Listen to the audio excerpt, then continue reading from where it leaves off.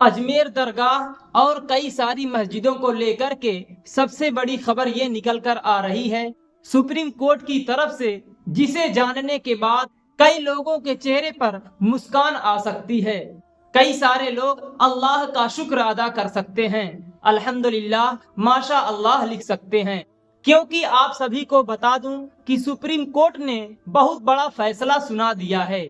क्या फैसला सुनाया है मैं आप सबको बताने वाला हूं। और आपने जो स्टार्टिंग में वकील साहब का वीडियो देखा है उसे भी मैं दिखाने वाला हूं।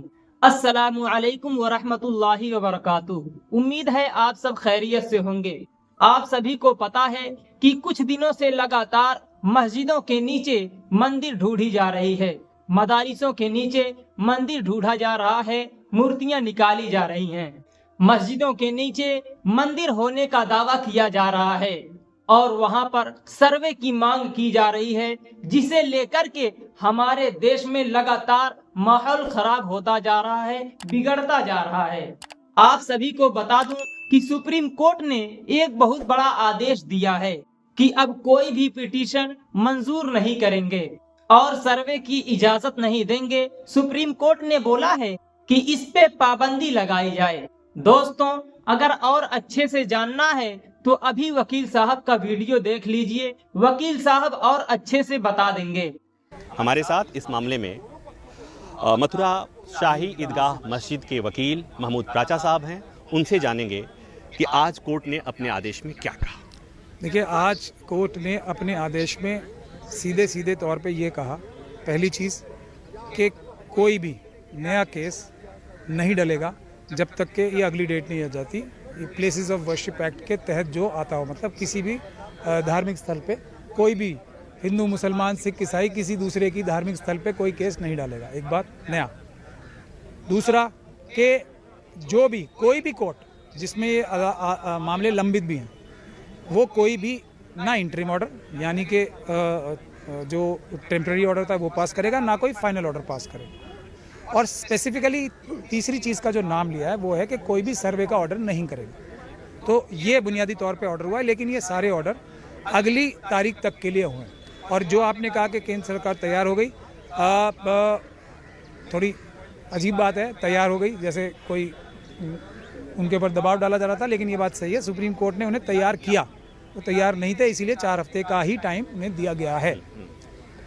तो आम लोगों को समझाने के लिए बताइए कि कब तक इस देश में इस तरह का नया विवाद नहीं आएगा जो विवाद अभी आ रहे थे आजकल। जो विवाद पैदा कर रहे हैं बेईमान शरारती लोग, जब वो विवाद पैदा करना बंद कर देंगे, क्योंकि विवाद तो कोई है ही नहीं।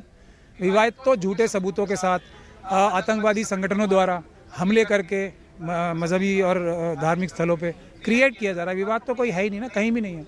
और जब तक वो क्रिएट करते रहेंगे, जब तक चलता रहेगा, उसे कोई ना अयोध्या की 5 जज की जजमेंट रोक पाएगी, ना कोई सुप्रीम कोर्ट में एफिडेविट दिया हुआ कि हम एक मस्जिद को नहीं तोड़ेंगे, वो काम आएगा। कुछ काम नहीं आएगा जब तक गैर संवैधानिक लोग, आतंकवादी लोग आतंकवाद करना चाहेंगे, जब तक ये कंटिन्यू रहेगा। प्राचा साहब, मैं एक वकील से बात कर रहा हूँ। जी, मैं वही बता। और हम केस के बारे में बात कर रहे हैं, जो जिस तरह की आपने दलील ली कि आतंकवादी, उग्रपंथी, ठीक उसी तरह की बात आती है। तो मैं एक वकील से बात कर रहा हूँ कि प्लेसेज ऑफ वर्शिप एक्ट का जो आप लोग, उनका जो विरोध है वो तो है, आपके लिहाज से ये क्यों जरूरी है?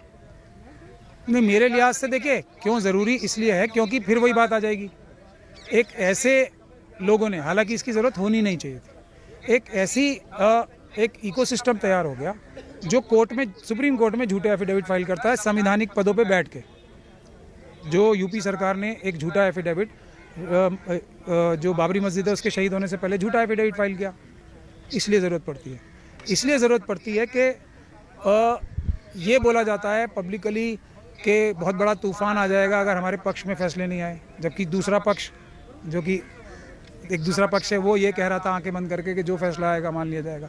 ये ज़रूरत इसलिए आती है कि बार बार कभी ये कहा जाता है कि अयोध्या तो झांकी है, मथुरा काशी बाकी है, मतलब 2 और हैं। उसके बाद तुरंत ये कहा जाता है कि 30,000 की लिस्ट है, 35,000 की लिस्ट है, 40,000 की लिस्ट, वो बढ़ती जाती है लिस्ट। ठीक, तो अब जब ये हालात हो गए तो देश में तो ये चाइना और पाकिस्तान कितने खुश हो रहे होंगे कि देश में ये चल रहा है। तो उसको देश की खातिर, देश की एकता और अखंडता की खातिर क्या इस तरह का कोई फैसला किया जाना था या नहीं किया जाना था?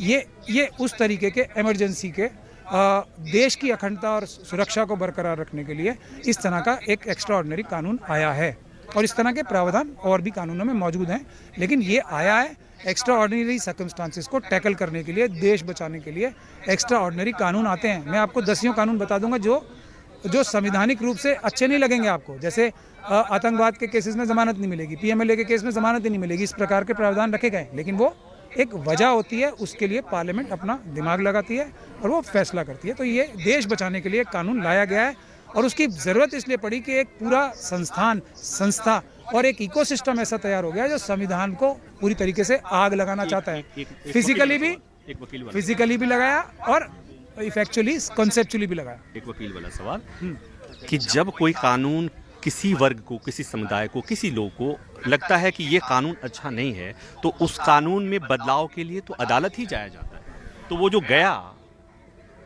वो आतंकवादी तो नहीं हो सकता? नहीं, अदालत में जाने का कृत्य है, आतंकवादी कृत्य नहीं है। लेकिन क्या एक आतंकवादी अदालत नहीं जाता है? यहाँ तो सैकड़ों हजारों केस पड़े हैं, पूरे देश की सब अदालत में आतंकवादियों केस पड़े हैं। साध्वी प्रज्ञान सिंह ठाकुर का केस पड़ा है, देशद्रोह का केस पड़ा है, एक RSS के DRDO में जो मेंबर थे पकड़े गए। हाँ, तो आपने वकील साहब का वीडियो देख ही लिया होगा, और मैं आप सभी को बता दूं कि कम से कम अब जो मस्जिद के नीचे मंदिर निकाला जा रहा है, मूर्ति निकाली जा रही है, वो सारे के सारे सुप्रीम कोर्ट ने बोला है कि अब इसे रोक दो, अब नया केस मत लो, अब अगली सुनवाई तक के लिए कहीं ना कहीं खुशी की बात तो है ही। तो दोस्तों, आप लोग कमेंट बॉक्स में माशाअल्लाह, अल्हम्दुलिल्लाह जरूर लिखें, और इस वीडियो को अपने दोस्तों में ज्यादा से ज्यादा शेयर करें। अल्लाह तबारक व तआला से दुआ है कि अल्लाह रब्बुल इज्जत हम सब के मस्जिदों मदारिस की हिफाजत फरमाए, और हम सब के जानो माल, इज्जत व आबरू की हिफाजत फरमाए। तो चलिए दोस्तों, इस वीडियो में बस इतना ही। मिलते हैं किसी और वीडियो के साथ, तब तक अपना ख्याल रखें। अल्लाह हाफिज।